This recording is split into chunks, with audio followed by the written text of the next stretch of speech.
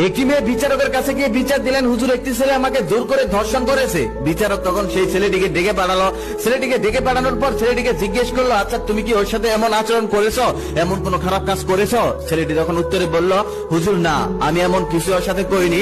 ওর সাথে আমার দীর্ঘদিনের সম্পর্ক ছিল, আমাদের মধ্যে যাই হয়েছে সম্পর্কের মধ্যে থাকাকালীন দুইজনের ইচ্ছেতেই হয়েছে। বিচারক তখন পড়ে গেল টেনশনে, কারণ দুইজনের বক্তব্য দুই রকম, দুইজনের বক্তব্য থেকে দুই রকমের আভাস পাওয়া যাচ্ছে। ধর্ষণ মানে হচ্ছে কোন মেয়ের ইচ্ছের বিরুদ্ধে তার সাথে জোর করে যৌন সঙ্গম করাকে ধর্ষণ বলে। মেয়েটি বলছে আমাকে সে ধর্ষণ করেছে, আর ছেলেটি বলতেছে আমাদের মধ্যে যাই হয়েছে ইচ্ছার বিরুদ্ধে হয়েছে। যদি এমনটা হয়ে থাকে তাহলে তো এটা ধর্ষণ হবে না। বিচারক পড়ে গেল চিন্তায়। তারপর মেয়েটিকে বলল, তোমার কাছে কি এমন কোন প্রমাণ আছে যে প্রমাণ দিয়ে তুমি প্রমাণ করতে পারবে সে তোমাকে জোর করে ধর্ষণ করেছে? মেয়েটি বলল না। আর কান্না করতে করতে বলতে লাগলো, আপনি আমাকে সন্দেহ করতেছেন? একটা মেয়ে কি কখনো তার ইজ্জত নিয়ে এমন কথা বলে? ছেলেটিকে তখন বলল, তোমার কাছে কি এমন কোন প্রমাণ আছে যে প্রমাণ দিয়ে তুমি প্রমাণ করতে পারবে তোমাদের মধ্যে যা হয়েছে ইচ্ছের বিরুদ্ধেই হয়েছে? ছেলেটি বলল না। বিচারক তখন আরো চিন্তায় পড়ে গেল, এখন সে করবেটা কি? তারপর সে অনেকক্ষণ ভেবে